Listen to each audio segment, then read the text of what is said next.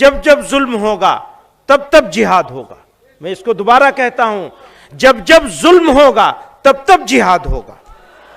پیٹھ پہ گولی نہیں کھائیں گے، گولی سینے پہ کھائیں گے، یاد رکھنا. اور ہمارا جنازہ نکلے گا تو جمعیت علماء کا جھنڈا ہوگا اس پہ انشاءاللہ. مردہ قومیں مشکلات میں مبتلا نہیں ہوتی، وہ تو سرنڈر کر دیتی ہیں.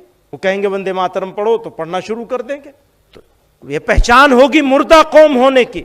اور اگر زندہ قوم ہے پھر حوصلہ بلند کرنا پڑے گا، حالات کا مقابلہ کرنا پڑے گا.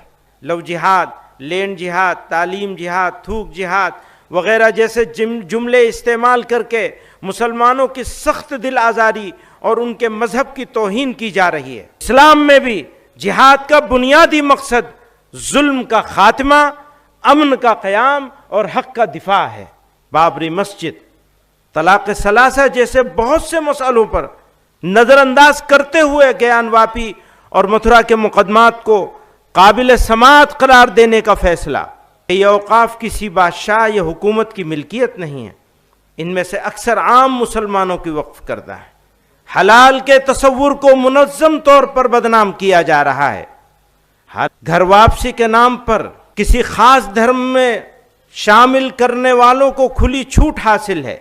بلڈوزر ایکشن، موب لنچنگ، مسلم اوقاف کی سبوتاژی، دینی مدارس و اسلامی اصطلاحات کے خلاف منفی مہم کی باقاعدہ اور منظم کوششیں کی جا رہی ہیں کہ آج مسلمان خود کو راہ چلتے غیر محفوظ محسوس کرتے ہیں. کلیجہ تھام لو، روداد غم ہم کو سنانے دو، تمہیں دکھا ہوا دل ہم دکھاتے ہیں دکھانے دو. اسی کے دم سے تھوڑی روشنی ہے خانہ دل میں، بجھاتے کیوں ہو شمع آرزو کو جھلملانے دو. یہ بجلی اس دل خوابیدہ کو ایک تازیانہ ہے، میری محرومیوں پر آسماں کو مسکرانے دو. اسی سے تم کسی کے زلف کی روداد سن لینا، ادھر دیکھو وہ دیوانہ چلا آتا ہے آنے دو. سنا ہے عشق کی معراج پنہا ہے شہادت میں، چھری لاؤ ہمیں بھی اپنی قسمت آزمانے دو. نہ داغ آئے گا اپنے دامن حسن طبیعت پر، وفا پر میری جو تہمت لگاتے ہیں لگانے دو. زمانہ صبر کر لیتا ہے عاجز ہم بھی کر لیں گے، خلش دل کی مٹا لینے کو دو آنسو بہانے دو.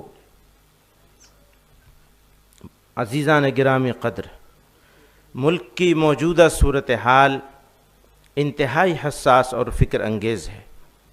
افسوس کے ساتھ کہنا پڑتا ہے کہ ایک خاص طبقے کی بالادستی اور دوسرے طبقوں کو قانونی طور پر بے بس، سماجی طور پر علیحدہ اور معاشی طور پر بے عزت، رسوا اور محروم بنانے کے لیے معاشی boycott, bulldozer action, mob lynching, مسلم اوقاف کی سبوتاژی، دینی مدارس و اسلامی اصطلاحات کے خلاف منفی مہم کی باقاعدہ اور منظم کوششیں کی جا رہی ہیں.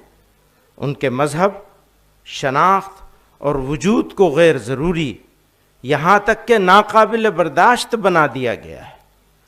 بالخصوص مسلمانوں کے خلاف سرکاری سرپرستی میں جاری منافرت اور ظلم و ستم کی وجہ سے حالات اس نہج پر پہنچ چکے ہیں کہ آج مسلمان خود کو راہ چلتے غیر محفوظ محسوس کرتے ہیں. انہیں قدم قدم پر نفرت و حقارت کا سامنا ہے. کلیجہ تھام کر سنتے ہیں لیکن سن ہی لیتے ہیں، میرے یاروں کو میرے غم کی تلخی بھی مزہ دے ہے. حضرات گرامی قدر، ملک کے آئین نے ہمیں اپنے مذہب پر چلنے اور اس کی تبلیغ کی اجازت دی ہے، لیکن کنورژن لاء میں ترمیم کے ذریعے اس بنیادی حق کو ختم کیا جا رہا ہے.